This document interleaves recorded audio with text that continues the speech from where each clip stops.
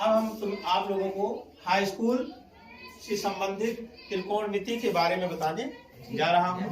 त्रिकोणमिति में आपको क्या पढ़ना है, कैसे पढ़ना है, किस प्रकार के प्रश्नों को आपको हल करने होंगे और किन किन सूत्रों का उसमें हम उपयोग करेंगे।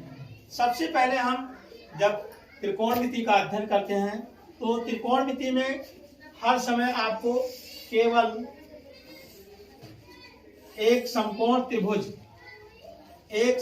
त्रिभुज के बारे में, उसके लंब, उसके कर्ण, उसके आधार के मान निकालने होते हैं।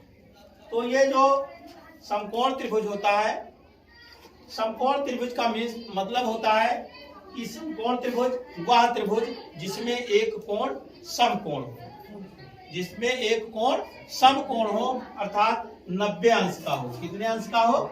90 अंश का हो। उसे हम क्या कहते हैं? समकोण त्रिभुज कहते हैं। इसमें शेष जो कोण होते हैं इनके मान क्या होते हैं? इनके मान भी 90 अंश के बराबर होते हैं, क्योंकि त्रिभुज के तीनों कोणों का मान 180 अंश के बराबर होता है। तीनों कोणों का मान कितना होता है? 180 अंश होता है। और इसमें ये 90 है और ये 90 में ये दोनों कोण होते हैं। इसमें हम हल करने के लिए कुछ सूत्रों का प्रयोग करते हैं, जिसमें सबसे पहला सूत्र होता है साइन। क्या होता है?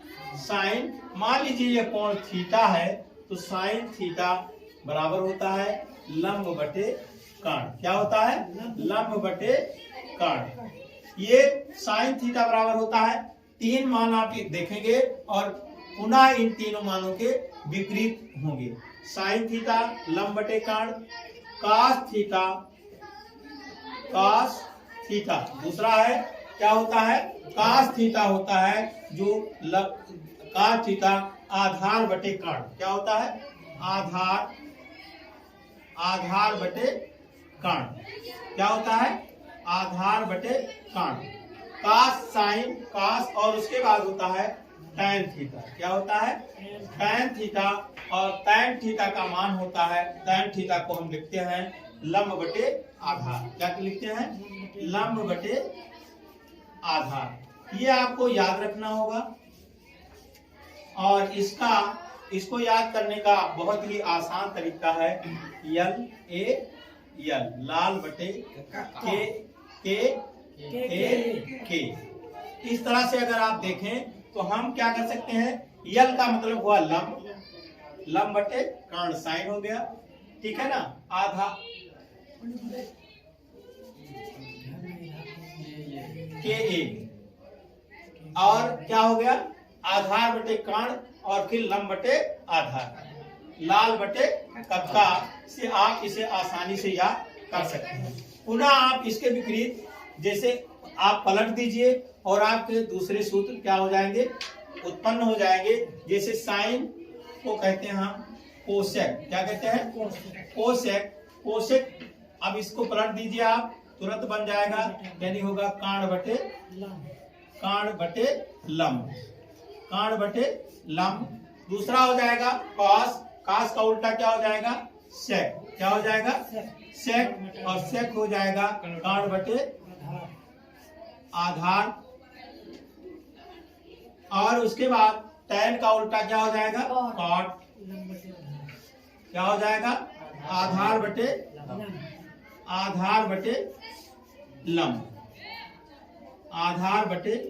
लंब। इस तरह से हमें सूत्र क्या होंगे? प्राप्त हो जाएंगे। साइन, कास, टैन, कोसेक, सेक और काट। इस तरह से हमारे सभी सूत्र उत्पन्न कर लेंगे हम। और इसके अनुसार अब हम आपको पढ़ना है, एक सूत्र पढ़ना है जिस प्रमेय को कहते हैं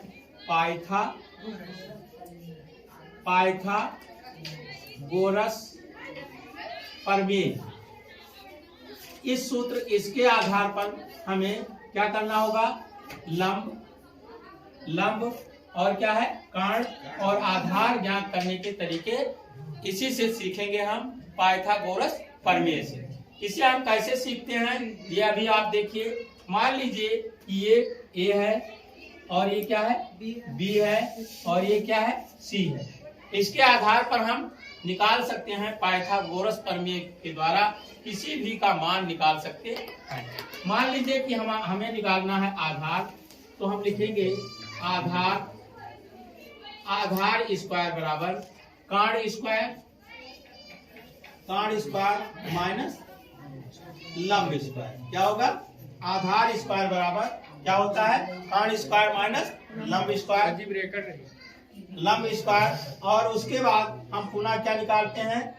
पुनः मान लीजिए आपको लंब निकालना है, तो लंब स्क्वायर बराबर क्या होता है? कांड स्क्वायर माइनस क्या हो जाएगा? आधार स्क्वायर। क्या हो जाएगा? आधार स्क्वायर।